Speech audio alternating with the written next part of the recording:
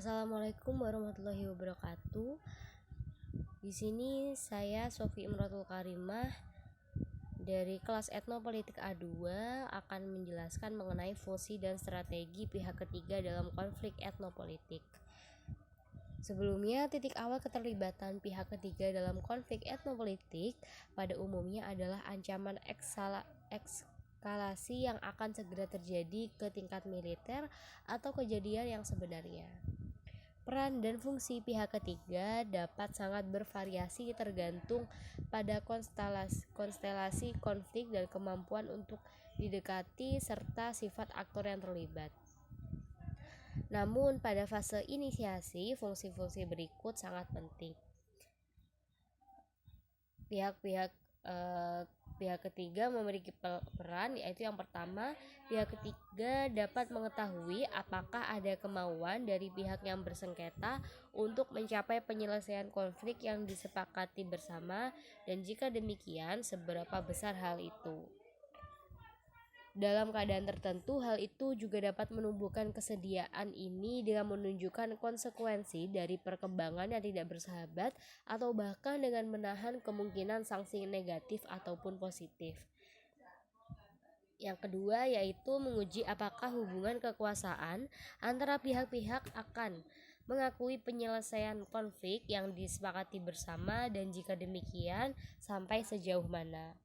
Di mana ada ketidakseimbangan yang ekstrim adalah tugas pihak ketiga untuk memastikan setidaknya simetri prosedural untuk menciptakan prasyarat bagi win-win solution, dan dalam keadaan tertentu itu juga tugasnya untuk mendukung pihak yang lebih lemah. Dan yang ketiga yaitu faktor penentu sejauh mana intervensi berhasil. Beberapa pendekatan harus ditemukan di sini yang memungkinkan pihak ketiga untuk memainkan peran penyalur yang sangat aktif di awal, tetapi kemudian secara bertahap menarik kembali saat proses berlangsung. Selanjutnya terdapat pembahasan mengenai strategi pendekatan mediasi etnopolitik, yaitu terdapat 3 strategi. Yang pertama yaitu strategi fasilitasi, yang kedua mediasi direktif, dan yang ketiga mediasi non-direktif.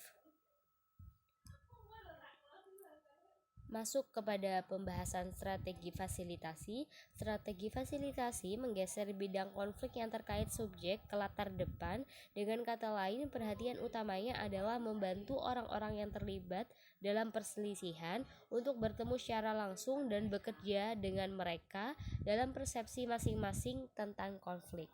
Agar hal ini terjadi, pihak ketiga pertama-tama harus mendapatkan kepercayaan dari mereka yang terlibat dalam konflik, dan pihak ketiga harus berada di dalam posisi untuk menciptakan prasyarat untuk transmisi informasi atau untuk pertemuan langsung. Dalam kasus perselisihan etnopolitik yang sudah lama berlangsung atau akut, di mana kedua belah pihak telah sepenuhnya memisahkan diri satu sama lain, persyaratan ini dapat memakan banyak waktu dan energi.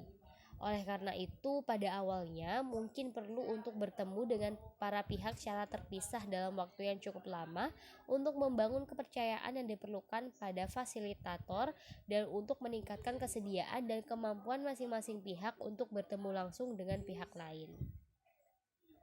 Yang kedua yaitu mediasi direktif. Strategi mediasi direktif terutama dimiliki oleh bidang yang berhubungan dengan objek. Pihak ketiga tertarik untuk mencapai penyelesaian material dari konflik tersebut. Ia tidak hanya berjanji untuk memastikan proses mediasi yang efektif, itu juga memberikan tekanan untuk membujuk pihak yang berselisih untuk menunjukkan lebih banyak fleksibilitas.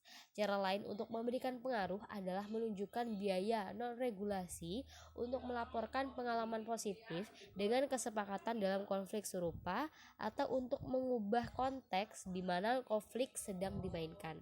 Contoh penting dari perubahan konteks ini adalah cara di mana perlindungan minoritas telah diperluas selama beberapa tahun terakhir.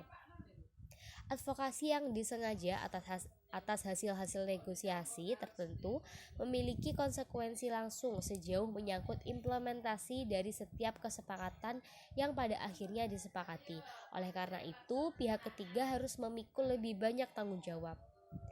Ini memiliki pengaruh baik pada legitimasinya maupun pada bantuan praktis apapun dengan implementasi hingga dan termasuk pemeliharaan perdamaian. Dari sudut pandang transformasi konflik, strategi mediasi direktif mengarahkan perhatian terutama pada penciptaan rezim pencegahan internasional dan pada pelembagaan mekanisme internal pengaturan konflik. Dan yang terakhir yaitu strategi mediasi non-direktif. Strategi mediasi non-direktif mencakup bidang yang terkait dengan subjek dan yang terkait dengan objek.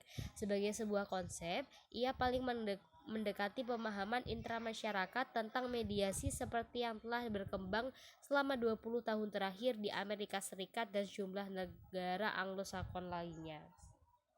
Yang paling menonjol di sini adalah upaya pihak ketiga yaitu sejauh mungkin netral untuk menciptakan kondisi, proses, dan metode yang menguntungkan untuk memungkinkan para pihak yang bersengketa terlibat dalam pertukaran konstruktif tentang poin-poin yang dipermasalahkan di antara mereka, tanpa dirinya sendiri mengambil pandangan tentang materi yang dipersengketakan.